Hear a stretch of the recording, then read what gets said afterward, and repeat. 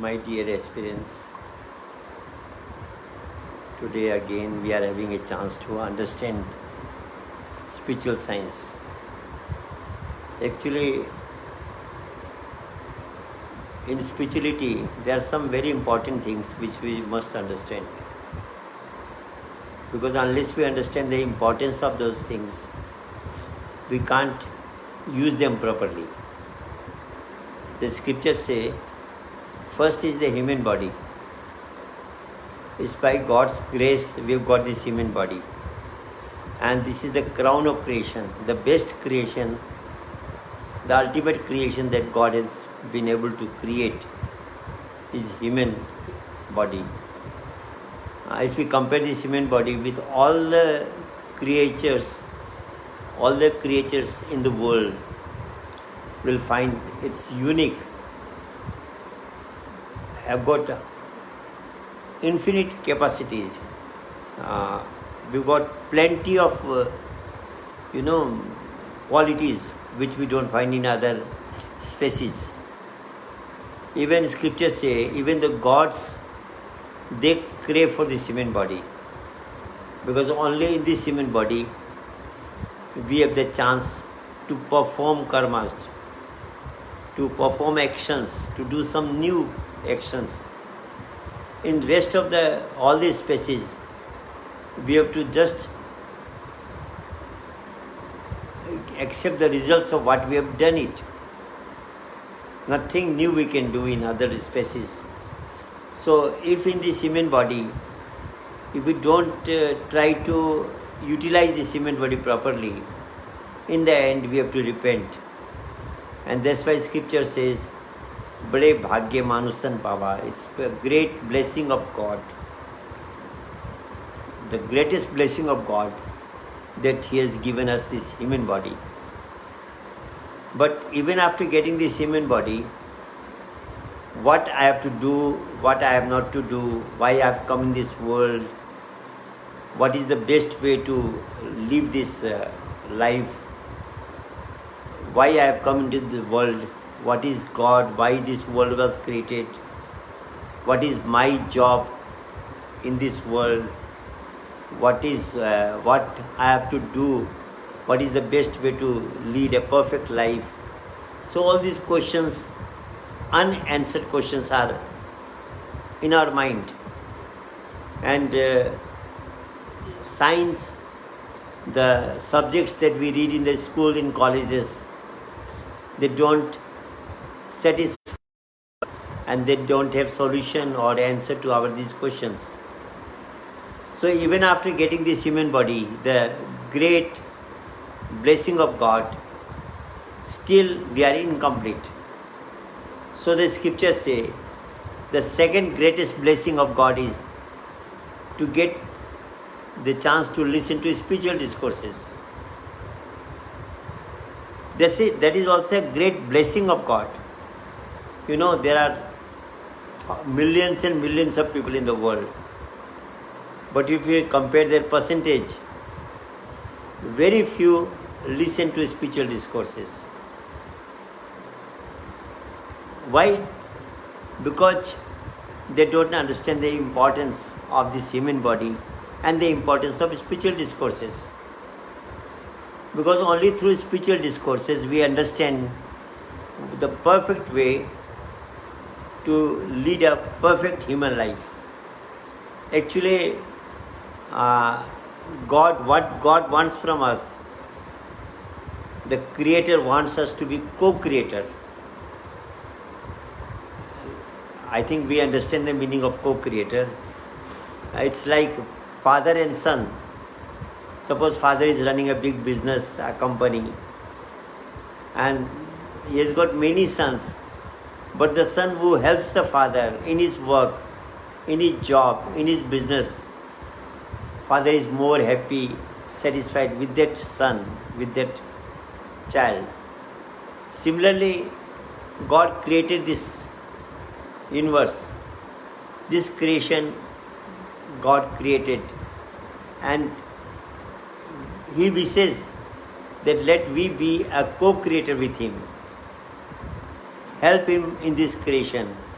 help him in maintaining peace, harmony, and truth, righteousness in the society. If we help in that project, because God has not created this world for suffering. Of course there are suffering, but the reason of suffering is the instability of mind, the slavery of mind. Till we are slave of the mind, we will be suffering in this world. And the day we make the mind our slave, our servant, we start enjoying this life. It's a simple thing, but a very, very important and crucial thing. Either you become the servant of mind, or you make the mind your servant. If you become the servant, your life will be like in a person living in hell. And if you could make mind your servant, control it, we'll be living in heaven. So hell and heaven depends on our attitude, whether the mind is in our control or it is not in our control. But this inspiration that we have to control the mind, we are not mind, mind is our servant. We are completely different from the mind. Even the mind is different from the brain. And moreover, mind does not have brain. Any energy doesn't have brain, so mind doesn't have brain. And that's why if we don't make it our servant, it will ruin our life. Because if you give your power to a brainless person,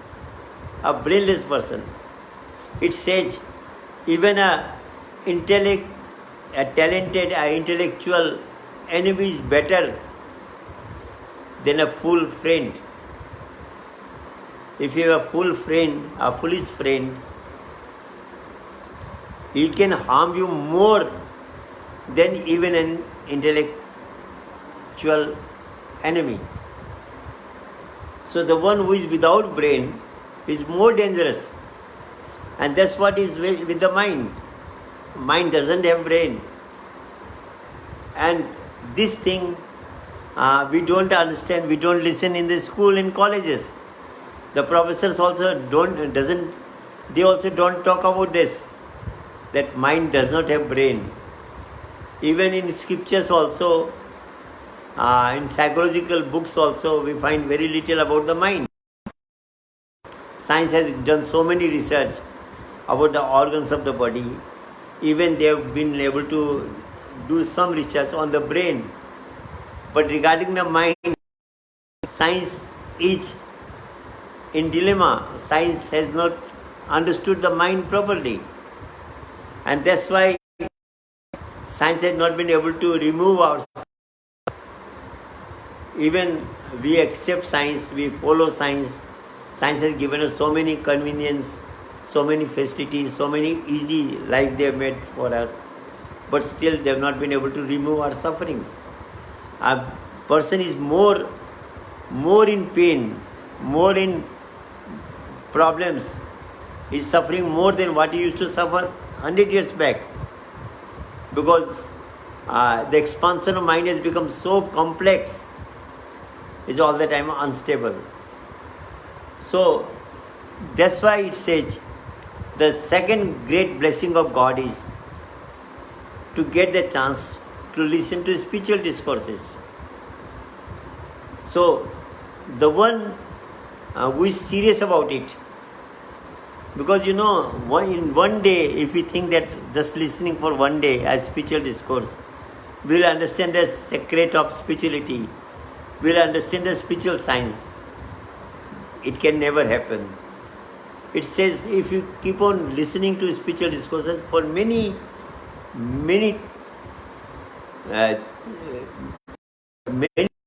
years, it says actually, not even months, then we slowly come to understand the total essence of spirituality. So spiritual discourses, and there is a difference between spiritual discourses and storage. Generally nowadays people, they take out the scriptures and tell us stories, different stories. Those stories are entertaining. We can call it a spiritual entertainment. But that will not increase our understanding. That will not make us understand the essence of the secret of this creation, the reason of human life, the beauty of human life. All these things we'll be able to understand only through spiritual discourses. And spiritual discourses also, the one who is connected with the self, he can talk about the self properly. And the one who has only read about the self, if he tries to explain the scriptures, that will be complicated. So we need an enlightened person, an enlightened spiritual master who can properly explain us the essence of spirituality. What is the true way? What is the right path to proceed in spirituality? So it says the second greatest blessing is the chance, the golden chance to listen to spiritual discourses. And it says the third greatest blessing is to meet the living spiritual master, the enlightened spiritual master. That's the third greatest blessing of God. Because suppose we are sick, and if you go to a doctor, not really a doctor, a fake doctor, but his show up is so much, his way of speaking is so decorative that we get allured by his talk and his showmanship. But the doctor, if he doesn't know how to treat a patient, and if we keep on taking medicine from him, our disease will go on increasing, will be more suffering than being cured.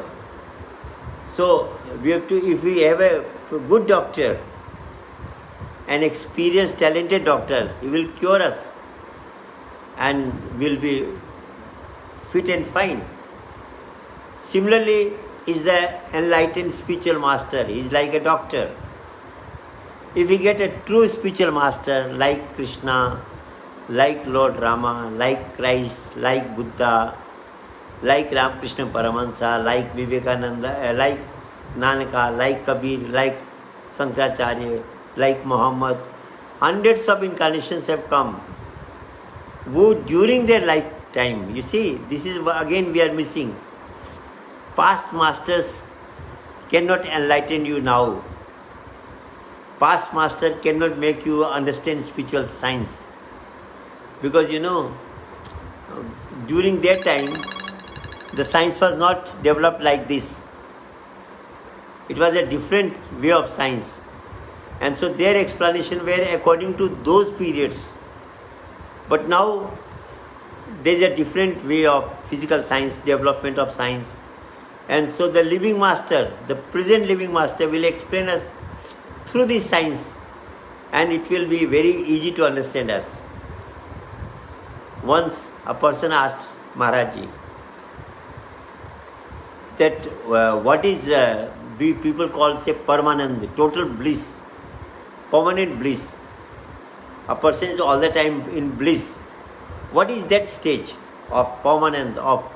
Permanent means total bliss. So he was a science student. Maharaji gave a simple answer. He said, have you read about inertness in chemistry? He said, yes, I have read about inertness. He said, it's a state of inertness. One word cleared him completely, made him understand what is total bliss, what is perfection, what is Paramananda. Because if you see the atoms, they combine with each other. Why? To become inert. Hydrogen combined with oxygen, because oxygen in the orbit of oxygen there are two less electrons. It's incomplete. So when it gets 2 electrons from hydrogen, it combines with hydrogen, it becomes complete. every atom is trying to become complete, to be satisfied. Similarly, we are also trying to become inert, satisfied. And a stage comes when we keep on meditating, a stage comes when the mind is saturated and it becomes inert. We attain the state of inertness. And when an atom is inert, that doesn't combine. We see inert gases like helium, argon, neon, krypton. Previously, as we know, the bulb where vacuum bulb used to be there, and so it was very delicate to maintain it. Then afterwards, what? And if we put an air, the oxygen will burn the filament. So what they did afterwards, they filled the bulb with inert gases, and they don't combine with anything, and the bulb remains enlightened. So inert gases don't combine with anything, and the state of permanent total bliss is the state of inertness. But this explanation will not get from past scriptures or past masters, because at that time the word inertness or this type of explanation of science was not there. So the living master can make us understand spiritual science very easily and perfectly, but provided he is an enlightened one. I am again saying, repeating this thing. So the third greatest blessing of God is to meet an enlightened, true, living spiritual master. I am again repeating the word living spiritual master, because in this thing people are missing. We worship past masters. Worshipping past masters is not bad. It is not wrong. But with the past master, we can get inspirations from their life that we should be, we should lead a righteous life. We should not oppress anybody. We should have compassion. We should be kind to everybody. We should spend a spiritual life. So many inspirations we can get from them. But to understand spiritual science, to understand the true path which we must follow, the shortest and the easiest path, for that we need a living spiritual master. You know, when we go to some new place, we have a guide. And then when we have a guide, our tour, our journey becomes very easy. He can directly take us to the place of where we want to go, and he will explain everything perfectly, because he is experienced, he is acquainted with all those things. Similar, the enlightened master, who have achieved the state of enlightenment, who knows the path perfectly, he has been to that path. When we meet a living spiritual master, he can take us very easily and very quickly to our destination, the spiritual destination, which we call salvation, which we call liberation, which even we call spiritual saturation. There are different words for that, but the meaning is the same. So the third blessing is to meet the real spiritual master. But friends, for that we have to be very, very cautious, because in this present era, the fake seems to be the real one, and the real seems to be the fake one. So unless we are very, very, cautious about understanding recognizing the true spiritual master, be misled. And for that, spiritual discourses help how to recognize the true spiritual master. Because if we accept a fake spiritual master who is not liberated, who is not enlightened, His life will also be ruined and our life will also be ruined. We have heard a story of a, python was was there, and thousands of ants were biting that python, and it was a very, very, pain-filling situation. The master was going by that path. The disciple asked, "Why is suffering to the python? The ants are biting him all over his body. The blood is coming out, and he's in so much suffering." The master said, "This python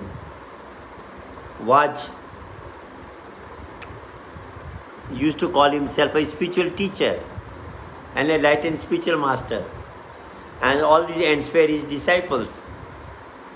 But he was not enlightened, so now he has been suffering, and these ants are taking their revenge, that you bluffed us, you cheated us. But once the human life is gone, then the chance is gone. So it says, as we drink a filtered water, otherwise we may become sick. Similarly, before accepting a spiritual master, don't hurry. Test, make a perfect testing, and once you are 100% sure, then only accept the spiritual master. Otherwise, there is so much, duplication that will be misled. So the third blessing is of the spiritual master, and it says the fourth blessing is our own. As we have got this human body, the first blessing of God, as we get the chance to listen to spiritual discourses, the second blessing of God, and suppose we have met the true spiritual master, the third blessing of God. But even after that, if we get the true knowledge, the spiritual knowledge, the metaphysical knowledge, I am using the word metaphysical, and I am compelled to use this word because nowadays people have made knowledge so complicated and so descriptions they have given, a person gets confused which knowledge is the true one. But when we take this word metaphysical means beyond the brain, beyond the senses, beyond languages, beyond imagination, beyond vocabulary. So whatever is being taught through scriptures, whatever is being taught through sayings, it all becomes physical. It's not metaphysical. So every master, spiritual master, cannot impart metaphysical knowledge to us, cannot reveal that knowledge to us. Only an enlightened spiritual master can reveal the true metaphysical knowledge to us. And that's why I am using the word metaphysical knowledge. But suppose we have got the metaphysical knowledge also, but if you don't practice, again, all the golden chances missed. Suppose we are sick, somebody is given a beautiful, one of the best medicine. If we take that medicine, we are guaranteedly will be cured. But if we don't take the medicine, and whatever he says that you should avoid this and that, this diet, if we don't follow the diet restrictions, our disease will not be cured. And for that, the doctor is not responsible. We are responsible for that. We are faulty for that.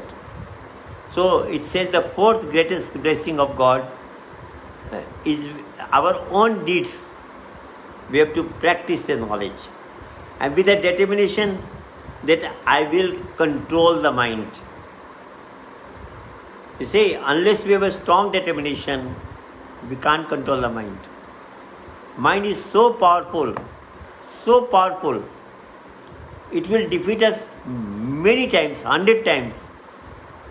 But we should always remember that no, one day I'll win this mind, one day I'll defeat this mind, one day I'll control this mind. And that strong determination comes through spiritual discourses, comes through the grace of the spiritual master. Because when we see somebody who has the mind under his control, then we also get the courage that yes, I can one day also control my mind. And if you find people all being controlled by the mind, we will also think that no, I can't control the mind. Nobody can control the mind. So the company is also very important and effective. When we are in the company of an enlightened spiritual master who has controlled the mind, who has controlled this illusionary Maya, who is not illusioned by this the external Maya we call it. When we are with that spiritual master, then slowly we get the inspiration and we have the strong determination is created within us that yes, I will also win over the mind, I will also control the mind. Energy in control is beneficial. Energy without control is destructive. And that's what the mind says. That's what the saints say. If you make your mind servant, your life is full of peace, happiness and harmony. If you become servant of the mind, your life is in hell. You will always be suffering. So friends, let's take a vow. Let's make a strong determination. This series, Mind the Middleman, we'll be discussing more about the mind because it's very difficult to understand the mind. But once we understand the mind, its functions, then the second step is to control the mind. But unless we have understood the mind, the functioning of the mind, how it's affect our senses, unless we understand its science of the mind, the second step will not come. So spiritual discourse will help us slowly, gradually to understand the mind, and then through the process to control the mind, we'll have to learn that metaphysical meditation. I'm again using the word metaphysical meditation. Many people ask me, what is metaphysical meditation? Come on, write me. Come on, send a YouTube for that. Friends, metaphysical means something beyond the brain, beyond imagination, beyond vocabulary. So metaphysical meditation cannot be learned in this way. It is an experience which we can have within us, within our inner temple, by the grace of a living spiritual master. Even the past master cannot help us in experiencing that metaphysical power entity within us. For that we need a living spiritual master.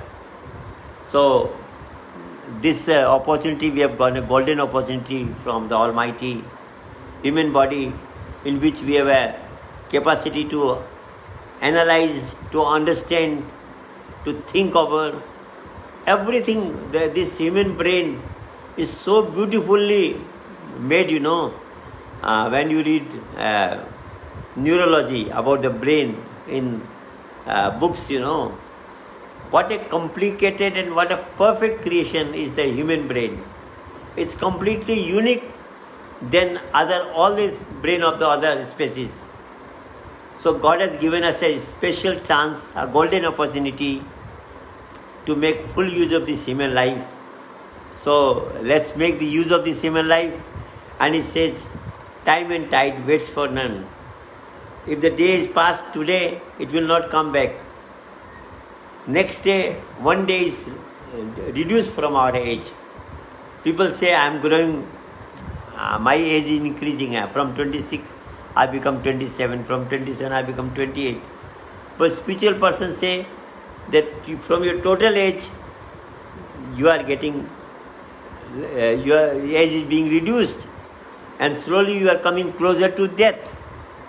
So a wise person, he remembers death always and tries that in this life, as soon as possible, I will try to control the mind, make it my servant, and bring peace and happiness in my life as well as in the society and in the country as well as in the whole world.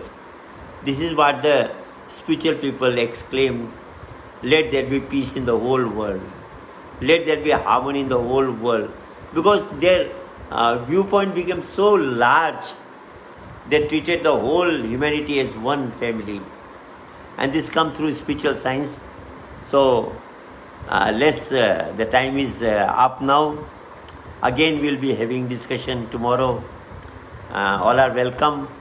And slowly, I hope these spiritual discourses will help us understand spirituality, understand the spiritual master, and find out the right path to follow. The easiest and the most effective path. And there is such a path, friends. And there is only one path, not even two. What is that path? One day in these discourses will come through that also. So thank you everybody. Thank you very much.